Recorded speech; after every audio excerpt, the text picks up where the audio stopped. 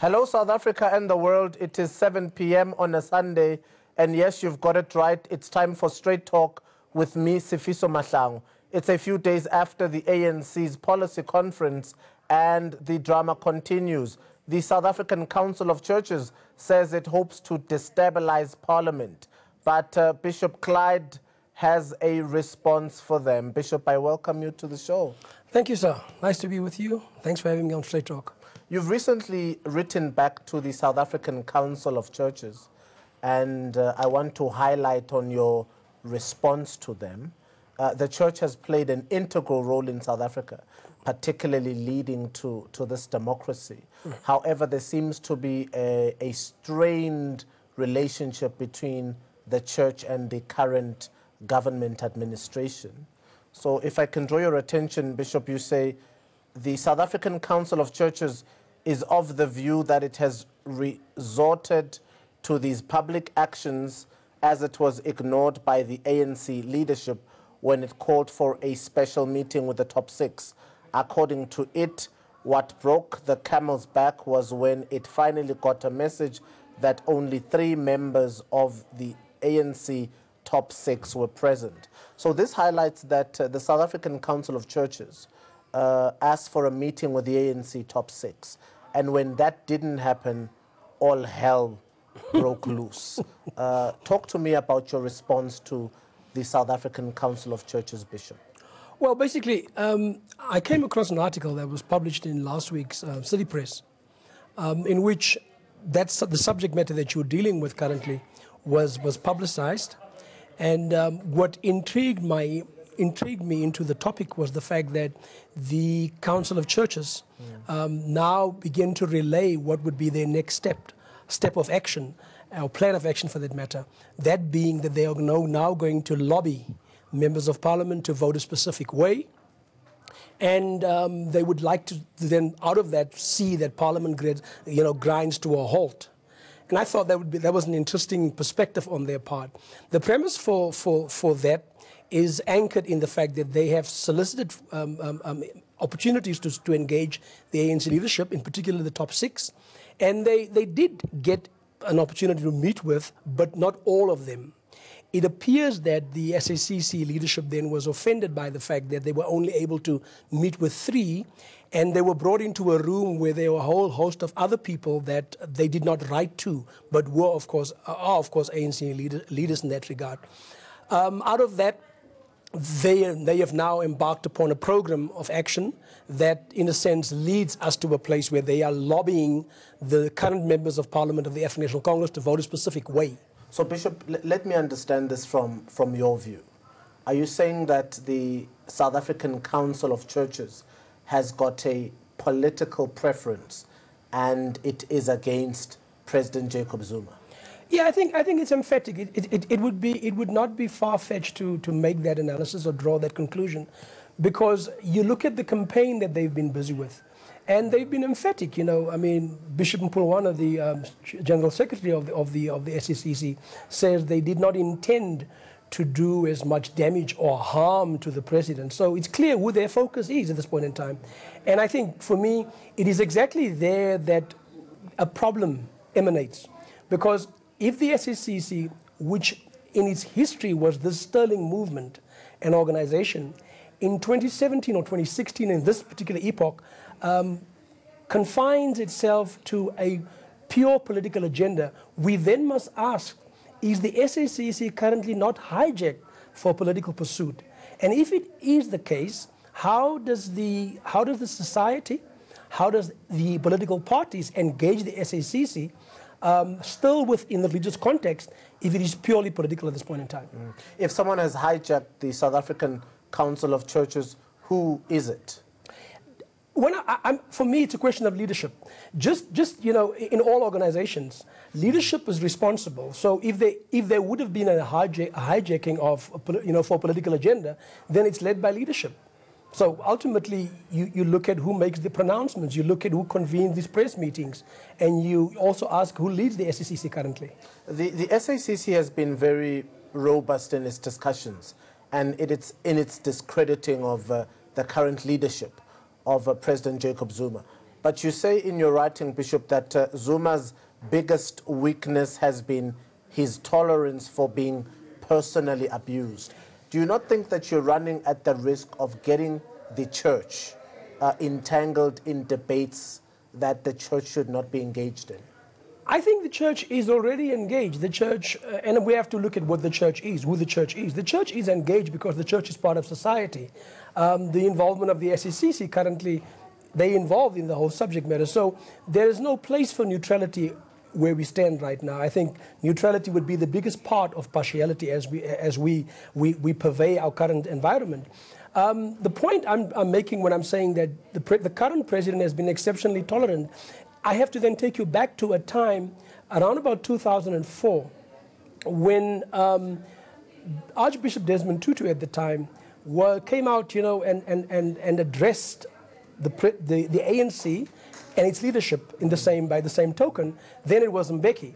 And from that engagement, Mbeki came back and made it clear to the Archbishop that you are not a member of the ANC to direct the ANC. And that's a debate that we've had often in this country, to say, is the role of spiritual leaders enough in our government? And how do we know when they're over-exerting their strength on the government? Can they tell a sitting president to resign? But the SACC in this country has held, Bishop, to me, a significant role. How do we then dispose them to history? Are we not running a country then that has not got spiritual foresight? And I think you can agree that there is a significant need in this country for the church to get involved. Unequivocally, I would be the first one to say to you that the role of the church and faith in general, because we must not forget that we are a secular state. We are essentially a faith-based nation, if you want to call it that way, in which the Christian faith is dominant. We can't dispute that. However, we are a secular state. Now, within that particular frame, there is a clear role for the church to play. The church, in my opinion, is the custodian of the values that we subscribe to, that the Constitution even defined in that regard. At the same time, the church must maintain what I call a critical distance of reflection between itself and the state, between itself and business, between itself and whoever in that regard. What we're seeing at this point in time is that that role currently becomes conflated. It is difficult to understand the SACC in its current role, and I'm not arguing that they don't need to exist. Please get me right. I believe that the SACC must exist. I also believe that we need a strong SACC that can do self-introspection, no different to what is expected from the African National Congress. But you don't want an SACC that is captured. I do not want an SACC that has a presence in our public consciousness that depicts a mind of bias in favor of a specific candidate or a person against somebody else, and not affording, as its own constitution and preamble speaks about, their fight for justice. It is then therefore my contention that the SACC has not served Jacob Zuma with any justice yet, whilst its preamble says it works for justice. And my departure point for that is the following. If we go back to the Nkandla saga, no matter how we want to paint it, it gave us a fulcrum moment in this nation. Because up until then, we had not known how to deal with that. There were different views about, legal views about how to deal with the subject matter. It was only when the CC pronounced, in clarity, we understood what the role of the public protector in regard to her remedial action and reports would be. So within that particular context, we must not behave as if we all knew in advance what the answer would be. Following that, once the CC pronounced, they came with 11 recommendations. Those 11 recommendations, the president took the nation in confidence. And for me, that was a confessional. That was saying, we accept that we have erred in this regard. We will now comply with each of these 11. Hold on, Bishop. My bone of contention here is when the SACC responds to matters of public opinion, why do we then not hear the SACC speak on issues of land? I'm coming to that. Issues of radical economic transformation. According to you sitting here, and you have robust engagement with the SACC, and you're an analyst, an academic, a leader in your own right. Who should get the land back? Should it be land expropriation without compensation? Because the SACC is quiet on issues that concern the masses of the South African people. I'm going to deal with the land question by starting by talking about the SACC's silence. It is particularly the SACC's silence on a number of issues that plagues our society. The gross imbalance between the poor and the rich, the SACC is quiet about that. The fact that at this point in time we have banks like Absa Bank that has been responsible and admitted their guilt in concocting or helping the process of the rand being abused in that regard. They had no statement on that. There's a number of issues that society is contending with beyond young people Bluetoothing right now, killing themselves, beyond women being engaged in an undignified way. We would expect the SACC to have the same presence of mind, but the reason why I'm contending that the SACC in this era, in this particular time, depicts an organization that is hijacked for a narrow political agenda of the removal of the president. That is the reason why we're arguing that, because on the land subject, the SACC is supposed to lead again. There is no question, and I'm being emphatic about that. There's no land that came here on a ship, sir. There is no land that arrived here by helicopter or by plane. Land is from here in that regard. So therefore, and they don't make land no more, by the way. It's important to make that point. Land is no more made. So therefore, we have to share the land that is currently there. And the sharing of that land means that there ought to be a just cause. There ought to be an advocacy for land so that we can get to a place of redress the economic imbalance of land ownership in this country. And the SACC, no different to all of us, have a decisive and significant role to play. But what happens, Bishop, when they don't exercise that role? We've got the veterans, 101 stalwarts, or so-called stalwarts, who say they are calling for a consultative meeting. The ANC doesn't give them a consultative meeting. They boycott the ANC's policy conference. Is the SACC another group that says, take us and take our amendments, take our contributions and our recommendations. If you don't do that, we boycott the ANC? Are we seeing an uprise of civil groups that assisted in bringing about democracy, saying today they are boycotting the ANC? No, I think it's important. You raised an important question. The SACC in its current leadership depicts elements of the 101 veterans. So it's not a different organization or different in terms of personal bodies. It's the same people that, in my opinion, and let's now be categorical about that, feel they have lost in 2008 at 207 in Polokwane. The same people. Remember, society is made up of different people in different positions. So many of the clergy that makes up the SACC within leadership structure comes from that particular school as well. So therefore, their political views will not be dissimilar with regard to, for example, the 101. But they say the ANC is a broad church, No pun intended, but they say the ANC is a broad church. And isn't this what you expect from a broad church? Ideas of capitalism, ideas of socialism, Indeed. Ideas of communism. Shouldn't you then engage and say, well, this is a broad church, maybe these altercations are necessary? Indeed. I think where we make the error is to, whilst we all embrace the African National Congress as a movement that we all were raised in, that fought for our liberation like other movements as well, there is a fundamental distinction that we have to draw. The ANC as a movement that people vote for, and the ANC as an organization must be understood distinctly. As a movement, you and I have a responsibility to raise our views with regard to the ANC, how it governs, how it is members of this very ANC and leaders of this very ANC who say white monopoly capital doesn't exist, it should just be monopoly capital. It is the very ANC that you're talking about today. Is it entirely captured, or are there still people in the ANC that just present capitalist ideologies? Well, the ANC is a broad church. We can't dispute that. And I'm no spokesperson for the ANC. I'm just giving my perspective. The ANC is a broad church. However, the ANC is an organization. And within it being an organization, it is governed by a constitution. The ANC as an organization has a number of leagues. it has certain structures, it has certain policies and procedures.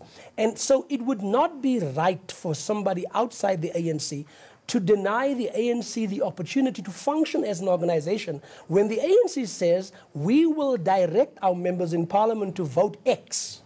You cannot assume that you can now deny the ANC that right as an organization. No different to how the SACC would not appreciate if the ANC must come and direct its affiliates in regard to their affiliate or membership with the SACC. Now, with regard to white monopoly capital, I'm clear that we have white monopoly capital in this country. We don't get lost in the confusion that's being created. Or the confusion of terminology. It is Mr. deliberate. Joe Nechetenza saying, well, it is monopoly capital, but in this country, it might happen to be white. I think perhaps that's just a play on words that we're facing. It's semantics. In 1996, Joe Nechetenza is on record for actually referring to monopoly capital in brackets as white. Control. I read that document. You've read it, exactly. And we can go through a litany of documents in the SACP. We can even call on Mandela to refer to the subject matter. I think we're getting messed up by getting stuck on the debate of white monopoly capital. What we should accept at this point in time is that if we understand our history at this point in time, we will conclude that that history has a white identity, and it's not done so in hate. It is a recognition of a reality. That white identity owns this economy. That white identity, for this matter, also owns this land and owns every aspect of what is called the financial world, and the list goes on. My challenge with those who say to us and they use the current JSE figures to tell us we don't have WMC. My argument is anytime you use the existing numbers to prove the non-existence of WMC, you are conceding at some stage we had it. So that for me is the dilemma that we're sitting with. If you're using the current statistics to say that it's 13% owned by black and 23% direct or indirect, and it's owned by the PIC and foreign nationals, the effect of the matter is, why are you going there in 2017? Are you then therefore conceding? Are you then therefore not conceding that we had WMC? And I'm saying we had it and we still have it today. I think then we might also begin to confuse the role of the church as an organ in society. Yes. The church doesn't get involved when the snake pastor in Pretoria gives people snake to eat, or when people are fed grass in the churches. The church does not respond as you would expect it to. But the church of today, particularly the SACC, is very vociferous about who should head up cabinet in this country and getting involved in the issues of the legislature. Do you think that the church has lost its way in its over-involvement in the political periphery? I think as a society that's evolving and we're getting used to democracy, we're finding ourselves having to understand, reinterpret, and even doing a lot of introspection ourselves. As a member of the clergy, I think that the clergy sometimes in our society, some of the clergy have conveniently defined leadership in narrowness of political leadership. So if they look for problems to be solved, or if they want to understand SA, it's always political. We don't own up to our role as clergy because we're not as saintly as we appear to be. We're not as holy as we appear to be. There are a whole lot of shenanigans in the church. And it's amazing that we have the capacity to forgive ourselves, but we can't let that same forgiveness be extended to a president or somebody else. We're so concerned about getting him out of the position when his party has said we will not vote that way. Now, in terms of what the role should be when we have things, for example, like the snake pastor, the poison doom, all that stuff, I believe that the church has a fundamental role to play.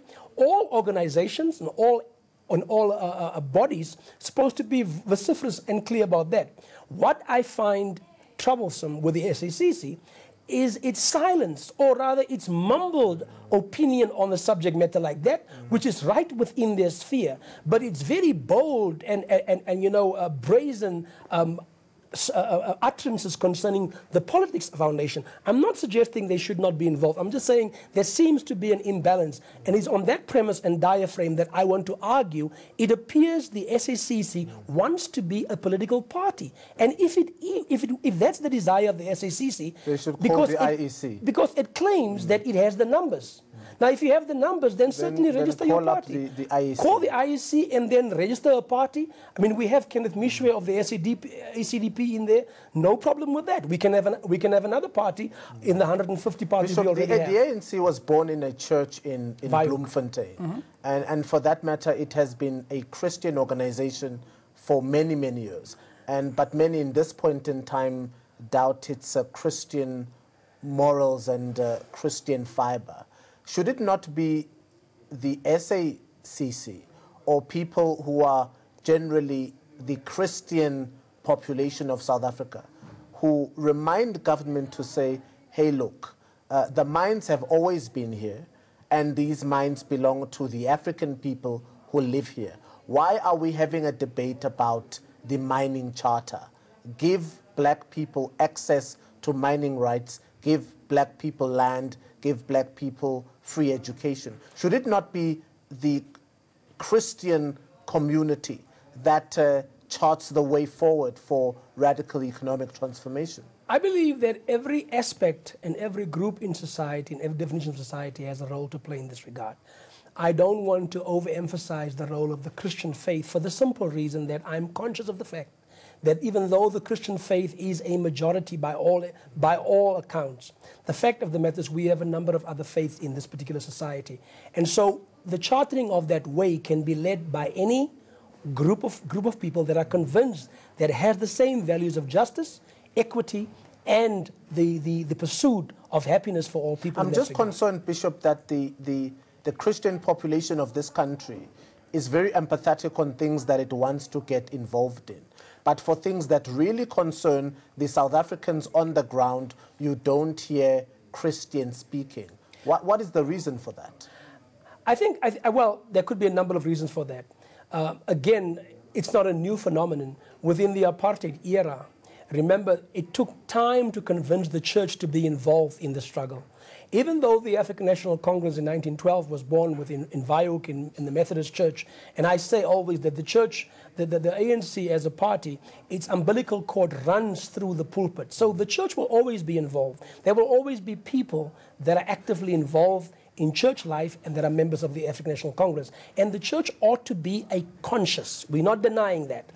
What is important is to understand how that consciousness is supposed to play out, and what is needed for that to become a proper advocacy, a proper advocacy, and not something that is narrowly defined. When we deal with mining, for example, there is no question in my mind that in our current dispensation environment, we still have the same white monopoly capital in control of that. We can't dispute that. And so when we talk about the redress of our economics in transformation in the society, it goes to the bone of that. There's another aspect here that I want to put out right there. The Khoisan people, who are the original people from this nation, is still disenfranchised.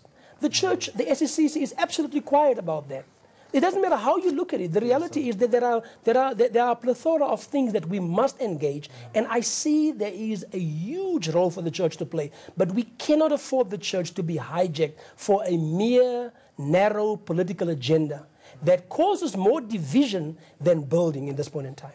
Bishop, to take you to my last question, let us discuss the end of things, eschatology. Okay. What do you foresee? What is your prophecy for December 2017?